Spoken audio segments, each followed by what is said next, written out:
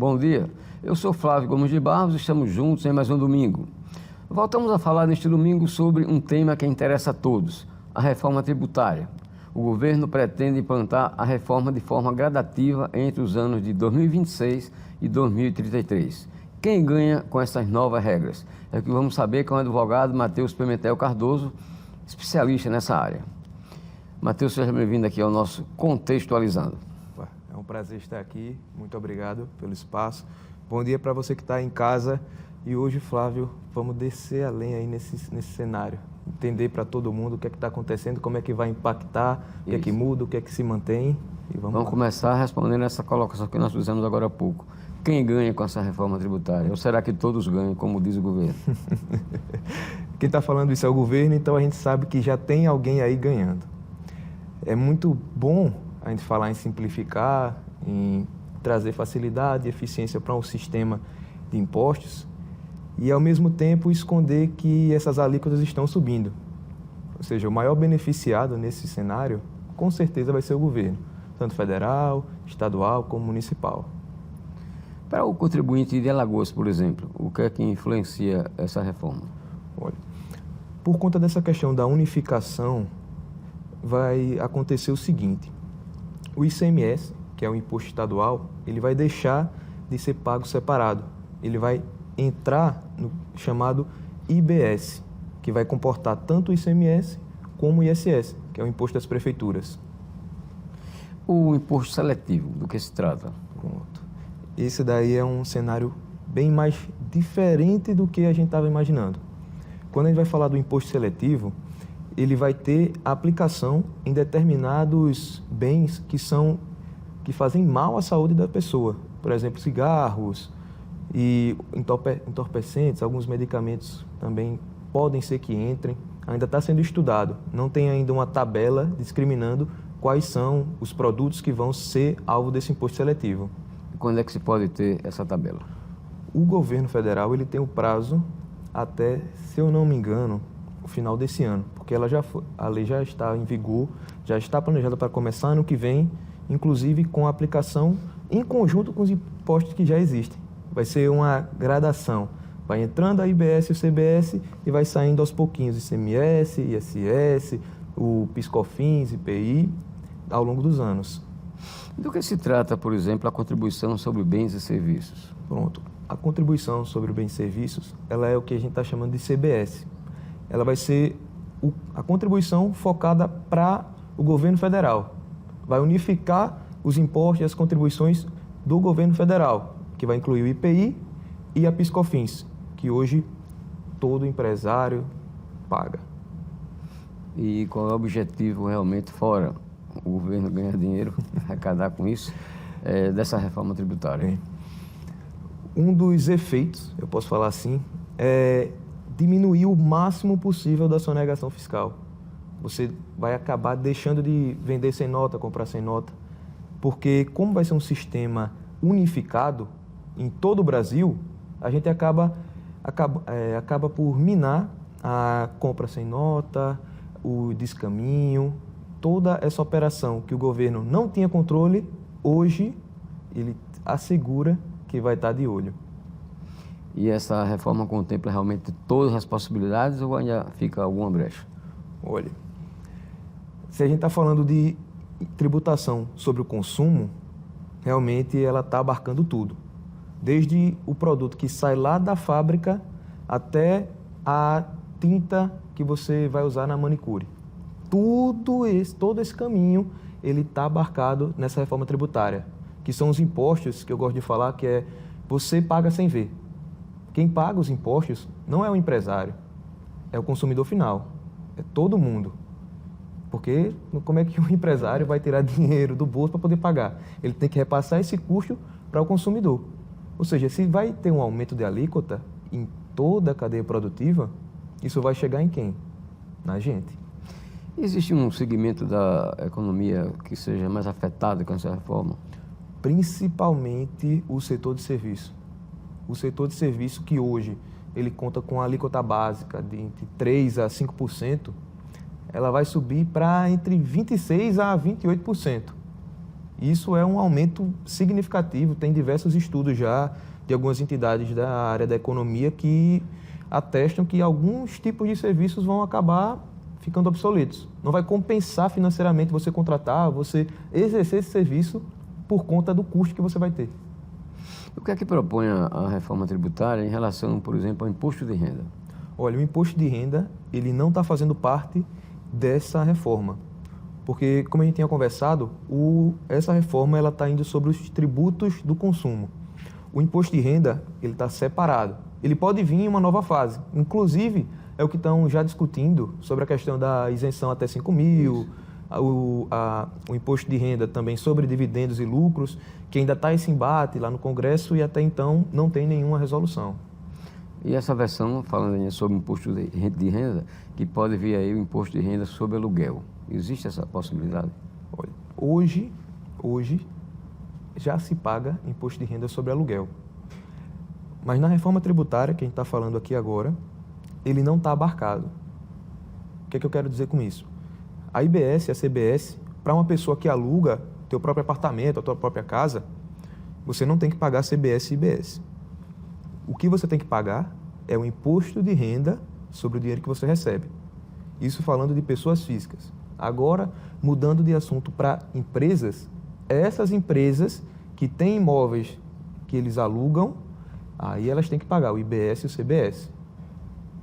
Bom, e com relação à cesta básica, que é uma coisa fundamental para a população, principalmente a de menor renda, né? Menor poder aquisitivo, de que forma esse segmento da população seria afetado? Isso é um tema até bem sensível, porque o que é a cesta básica, né? Para alguns é essencial macarrão, para outros é essencial arroz, e fica nessa dúvida eterna. Mas hoje em dia a gente já tem alguns produtos que já estão listados na cesta básica, e os produtos da cesta básica, eles estão previstos com isenção total de IBS e CBS. Até o momento, não foi determinada perfeitamente qual seria essa cesta básica. Por exemplo, a carne. Qual é a carne que está na cesta básica e qual é a que não está? Até o momento, não tem ainda.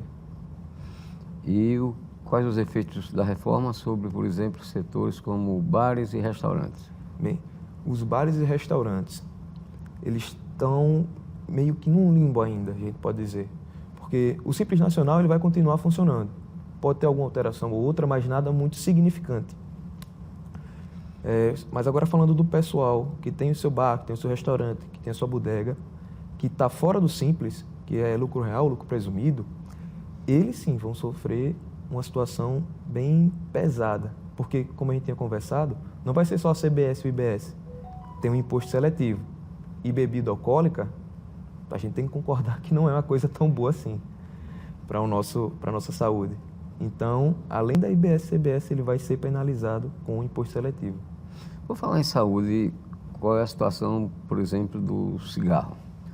Nessa composição aí. Hoje ele também já é ultra tributado. A gente sabe que uma cartela de cigarro que a gente compra a R$10, mais de 90% disso é só imposto. Ela também vai ser penalizada pelo imposto seletivo. Continua aumentando como se não houvesse amanhã. Em relação a combustível, por exemplo, que é um produto bastante essencial na vida das pessoas, quais são as implicações mais objetivas da reforma? Sobre o combustível, ainda não tem essa questão se ele vai entrar na seletividade ou não. Porque apesar dele ser um bem essencial, todo mundo precisa para cima e para baixo, ainda tem a questão do prejuízo que ele causa aos frentistas. Ou seja, esse limbo, essa questão, ela ainda não foi bem definida, que está sendo debatida ainda no Senado Federal para poder vir uma resolução e normatizar isso. Mas até o momento, com segurança, a gente não tem como precisar se ele está no imposto seletivo ou se ele não está ainda. Que prejuízos ao frentista seriam esses? Agora a gente vai ter que falar um pouquinho da situação de direito trabalhista. Certo. O frentista hoje ele tem direito à insalubridade por conta do contato direto com combustíveis. E se você tem um produto que você tem contato direto e causa prejuízo para a sua saúde, a gente vai cair na mesma situação do imposto seletivo. Entendeu? Certo. Esse é o link que está causando esse problema todo no Senado. Será que seria imposto seletivo ou é um bem essencial? Quando é que, na sua opinião, essas questões todas serão resolvidas? Para ser bem sincero, eu acredito que ainda esse ano deve ter uma resolução. O que vai depender mesmo é do conjunto político. Quem é que vai ter o interesse em manter de tal forma ou de outra forma? Vai ficar mais interessante? Isso tudo eu não tenho como ter certeza, né? Ok, nós vamos a um breve intervalo comercial e daqui a pouco a gente volta, continuando a nossa entrevista com o advogado Matheus Pimentel Cardoso. Até já.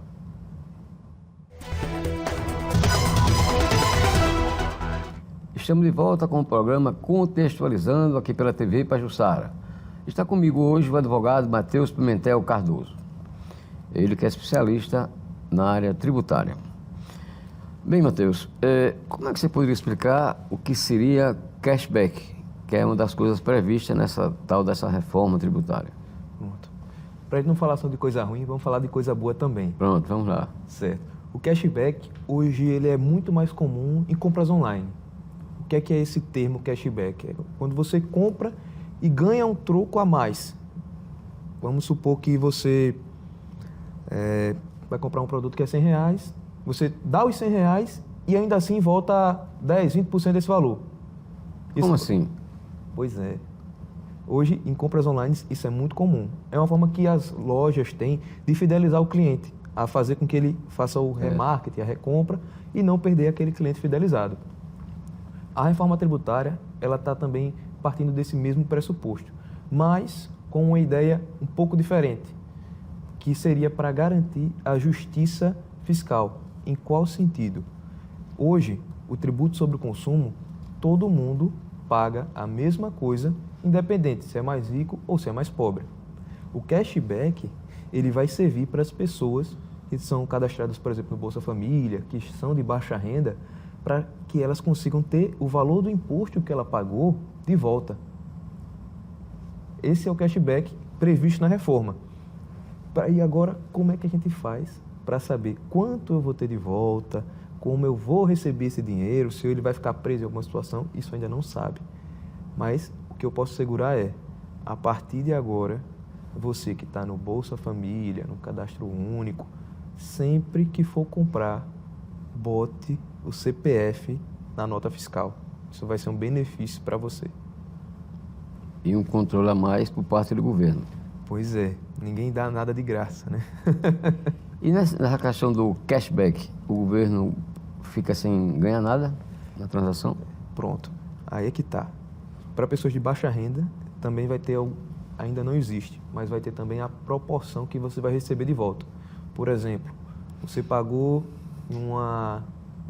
vamos dar um exemplo aqui, uma caixa de maquiagem, você pagou R$100. Só que desses R$100, R$40 foi de imposto. Se você está no cadastro do Bolsa Família, no cadastro único, você poderia ter, por exemplo, 20% desse valor de volta, 30% desse valor de volta do valor do imposto daquela operação, que vai estar na nota fiscal. E como é que se dá a devolução dessa parte? Pronto. Ainda está sendo criado o sistema pela Receita Federal, é o que tudo indica, e ele vai ser vinculado ao seu cadastro do Bolsa Família. Hoje em dia as pessoas elas já têm o cartão do Bolsa, o cartão do benefício, e tudo indica que vai ser vinculado a essa conta também. Vai cair direto nessa conta. Mas não está resolvido? Ainda não. Bom, Matheus, vamos agora a algumas questões específicas. Por exemplo, o que é que muda com a reforma tributária, né, que está sendo proposta, para quem tem, por exemplo, uma loja de confecções? Pronto. Uma loja de confecções, a gente está falando de venda de mercadorias. Hoje ela já é tributada pelo ICMS, além também da PIS/COFINS. E o que é que vai acontecer com ela? Nesses primeiros anos, que são os anos de transição, ela vai estar pagando a IBS e o CBS e o ICMS. Vai continuar, mas conforme o tempo vai passando, as alíquotas elas vão alterando. O IBS e o CBS vai subindo e o ICMS vai diminuindo, até chegar a um ponto que o ICMS acabe de vez e permaneça só com a IBS e o CBS. E com relação às lojas de equipamentos eletrônicos, produtos eletrônicos? Vai permanecer também nesse mesmo cenário. A questão das lojas eletrônicas, porque às vezes esse pessoal também presta serviço. Às vezes eles têm dentro da loja, tem uma assistência técnica, ele vende, por exemplo, vou colocar uma capinha de uma película no seu celular, aí um serviço que estaria abarcado pelo IBS, que a gente conversou. Também isso vai depender de como é a organização da empresa. Tem que ter uma gestão contábil para poder esmiuçar isso tudo e você não está pagando imposto em cima de coisa que não é para estar pagando. Com relação, por exemplo, a um segmento que trata especificamente de mão de obra, como, por exemplo, a oficina mecânica. Pronto, oficina mecânica. Esse é o pessoal que vai ser mais penalizado. Se não tiver no Simples Nacional, vai ser muito penalizado. Porque se a gente está falando de uma oficina mecânica que trabalha só com o serviço, ela vai parar de pagar o ISS e vai pagar a IBS. E a IBS, a gente sabe que a alíquota básica é 26%. Até o momento, esse é o estudo que indica que será a alíquota. 26% e tirar 5%, que era o que ele já pagava, é um aumento gigantesco, que muitas das vezes não reflete nem o lucro que ele tem naquela operação. E o que eu consigo visualizar nesse cenário é que os custos, principalmente para o serviço, mão de obra, vai aumentar de uma maneira significante. E um outro setor também que é basicamente prestação de serviço, mão de obra, salões de beleza. Salão de beleza, estritamente mão de obra. Porque você vai para o salão, você não está comprando shampoo, não está comprando a tesoura, né? Você está pagando o serviço do cabeleireiro, da manicure. E eles também vão seguir a mesma lógica da oficina. Os serem prestadores de serviço vão pagar o IBS e a CBS com a alíquota de 26%. Até o momento, algumas profissões, elas têm o que a gente está chamando de fator redutor. O fator redutor de alíquota. Por exemplo, médicos, engenheiros, alguns profissionais mais voltados para a área de profissionais liberais, eles já estão previstos com algumas reduções de alíquota. Mas o grosso mesmo assim dos prestadores de serviços ainda não foram contemplados com isso. Isso aí contempla também, essa proposta contempla também os advogados? Se eu não me engano, sim. Eu espero que sim. Eu digo assim, que é um contingente muito grande de profissionais aqui no Brasil, né? Os formados, profissionais de advocacia. É uma gama muito grande. Com certeza. E eu asseguro a você, muitos não conseguem ainda viver só da advocacia. E ainda mais você ter que pagar imposto gigantesco para uma coisa que às vezes nem compensa financeiramente você está fazendo, com certeza vai ser uma desestimulação total para esse tipo de atuação. E o que prevê essa reforma tributária que está em gestação no que diz respeito aos servidores públicos? A questão dos servidores públicos, ela não está muito abarcada nessa reforma, porque os impostos que eles estão sujeitos são os impostos fora do consumo, que é imposto de renda e a contribuição social para a previdência própria. Principalmente aqui em Alagoas, os funcionários públicos, eles têm descontado já no contra-cheque o imposto de renda e a contribuição para o OL Previdência. Nesse cenário de agora, dessa reforma, não está falando de nenhum desses tipos de impostos. É só mesmo a questão do tributo sobre o consumo. Com relação ao comércio, as alíquotas serão todas iguais ou haverá diferenciação? A princípio é tudo igual, tanto para o comércio como para a indústria. Pode ser que daqui para frente tenha algum benefício fiscal ou os benefícios fiscais que já estão vigentes, eles sejam readaptados para manutenção, porque, sinceramente, tem empresas que precisam de benefícios para poder trabalhar. E, até o momento, não tem uma precisão exata sobre esse cenário. E o que dizer quanto a essa reforma tributária em relação ao setor agropecuário, por exemplo? Bem, no agronegócio, a gente está falando tanto da pecuária como a agricultura. Para a agricultura de pequeno porte, a agricultura familiar, ela não vai atrapalhar muito, porque os impostos já são baixos. A gente está falando de imposto de renda e muitas das vezes a agricultura familiar ela nem chega a ter um valor expressivo. Mas voltando para o agronegócio, empresa de grande porte, principalmente a questão da cana-de-açúcar, ela está prevista com alguns fatores redutores por conta do IPI, que seria o imposto aplicado, que ela vai entrar pela CBS. E a CBS ela já é um valor menor. Ou seja, tem algumas peculiaridades que para o setor de grande porte, que ele já está sendo mais beneficiado. Ele vai passar por uma dor, mas não vai ser uma dor tão grande quanto a dor do prestador de serviço. As farmácias de manipulação terão alguma diferenciação em relação a essa tributação nova? Sim. A farmácia de manipulação hoje, ela também está inserida no cenário de venda e de prestação de serviço. Quando você chega na farmácia com uma receita médica pedindo uma droga específica, essa manipulação da droga e o oferecimento dessa droga a você é um serviço. Agora, se você chega na mesma farmácia de manipulação e ela tem um produto de prateleira, ela tem um medicamento já preparado e você compra, aí a gente está falando de uma mercadoria. Essa duplicidade de tributação ela tende a acabar. Por quê? Porque vai ser esses dois impostos, que seria o ICMS e o ISS, sujeitos na farmácia de manipulação, eles vão ser unificados. Ou seja, não importa mais se é uma prestação de serviço ou se é uma venda de mercadoria. Ele vai estar abarcado pelo IBS. Quem é que vai gerar todo esse sistema? Pronto. O sistema unificado que está sendo criado, se eu não me engano, é pela Receita Federal, que ela já centraliza tudo hoje. É um sistema com duas funcionalidades diferentes, que é para o cálculo da IBS e o cálculo da CBS. Ele é unificado no Brasil todo e ele vai ser vinculado pela questão dos NCMs dos produtos, que também é importante para a questão do cashback.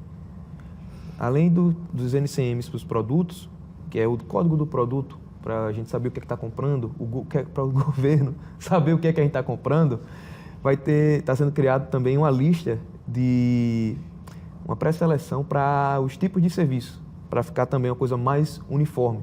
Porque hoje os serviços, para você emitir uma nota, eles partem de duas premissas. Ou da lei federal, que institui o imposto sobre o serviço, ou da legislação do município, que readequa para uma questão local.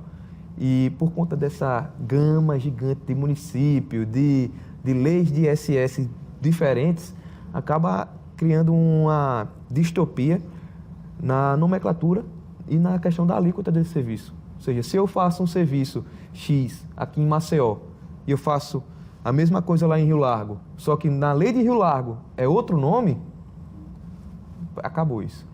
Acaba essa confusão, essa insegurança jurídica. Isso é perfeito para a contabilidade, inclusive. Bom, uma pergunta que muitos devem estar se fazendo, as pessoas que estão assistindo. Se já temos tantos impostos, para que se criar mais imposto? Qual a explicação para isso? A gente vai ter que agora falar também um pouco de história tributária, a gente tem que voltar um pouco no passado, porque gostaria até que, se você soubesse, me respondesse. Qual foi o político que se elegeu falando que vai aumentar imposto? Não existe. Não existe. É feio você falar isso. Ninguém gosta de aumentar imposto. Mas eu lhe garanto que é muito mais bonito você chegar para o teu eleitor e falar: eu vou simplificar a tua vida. Eu vou fazer essa loucura do sistema tributário acabar e você vai ter que pagar só um boleto todo mês. Mas eu não vou te falar que esse boleto vai ser mais caro. Por isso que se faz uma reforma tributária. Às vezes não é nem para, de fato, ajudar, unificar, apesar de que isso aconteça. Mas sempre vai ter um interesse mais obscuro, que ninguém gosta de falar, que é o aumento de imposto. Por isso que querem tirar 5 impostos para colocar 3. Na minha visão, e isso a história mostra, que é o mais comum a se acontecer. Passa-se uma reforma tributária, desconsiderando o aumento dos impostos. E para o político, fica muito mais bonito ele falar que simplificou o sistema tributário e acabou com a sua dor de cabeça. Bom, você como profissional dessa área tributária, como jurista na área tributária, qual a sua expectativa falar em reforma, com a reforma que está sendo prevista para o imposto de renda? O que é que deve vir por aí? O imposto de renda, certo, tem a questão da isenção, que é o maior foco hoje da discussão. Se vai ter ou se não vai ter isenção até os R$5.000. E também o que é que está atrapalhando essa lei passar. É a questão dos lucros e dividendos, que eles estão querendo tributar também. Porque ele está querendo tirar o imposto do pessoal que ganha até 5 mil para jogar na conta de quem recebe lucro e dividendo. Só que o problema é que todo empresário, desde o pequeno até o grande, ele recebe lucro e dividendo. Ou seja, você vai estar trocando meio que 6 por meia dúzia. Porque o empresário, que ele tem uma loja pequena, que ele tem um comércio de médio porte, que está recebendo lá seus 10 mil por mês, ele vai estar pagando o imposto de quem está isento até 5 mil. Bom, uma última pergunta, agradecendo desde já a sua presença, sobre quando, só para relembrar, sobre a partir de quando realmente vai se ter essa nova reforma tributária. Ela já começa a contar desde 1º de janeiro, a partir de do 2026. ano que vem. Exatamente. A partir do ano que vem, toda essa conversa que a gente está tendo aqui, ela já vai estar consolidada, já vai ter o sistema para você poder emitir as notas, para poder informar para a Receita Federal, já vai estar tudo consolidado. Matheus, muito obrigado pela sua presença aqui em Contextualizando. Eu que agradeço. Ok, você pode rever essa entrevista no YouTube da TV Pajuçara. O programa Contextualizando de hoje fica por aqui. Tenham todos um ótimo domingo.